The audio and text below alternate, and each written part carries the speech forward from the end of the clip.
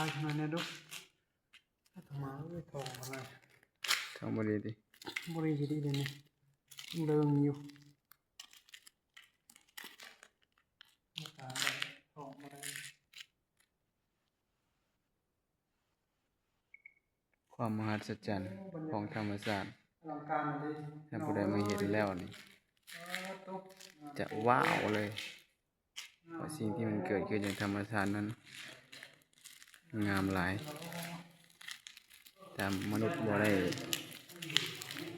จำกัดหรือทำลายสิ่งธรรมชาตินั้นสวยงามเสมอ